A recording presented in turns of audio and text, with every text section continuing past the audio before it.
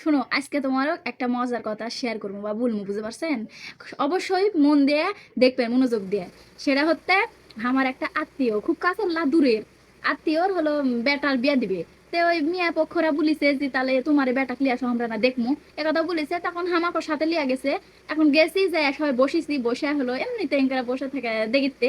তখন ওই পাত্রীর মায়ে হলো পুষিছে, মানে জিজ্ঞাসা করেছে যে তোমার বেটা কি পাস? তখন লেখাপড়া জানে কিন্তু অত লয়, হালকা হালকা। তখন বলিতে যে আমার বেটা বিয়ে পাশ করলে এখন আয় ভর্তি করে দিব, এই কথা বলছে। এই কথা বলার পরে বিশ্বাস করো, আমি মাথা এরকম করে এই জিরাত কামড় দিয়ে হাসপাতাল লাগেছি, আর মাথায় হয়ে চারিদিকে, বুঝতে পারছেন? তারপরে ওই একটা কথার ইস্যু করে সবাই হাসপাতাল লাগিছে। এখন আমার এই আত্মীয় উঠা বলিতে কি কি হলো, আমি কি কিছু ভুল বলেছি? তখন আমি দেন করিতি মনে মনে বলিতি, না তুমি ঠিকই বলিছে। তাহলে তুই লেখাপড়া না জানলে না জান তুই কৃষকের কথা বলা লাগবে, এক কথা বলাতে বিয়াই ভেঙে গেছে।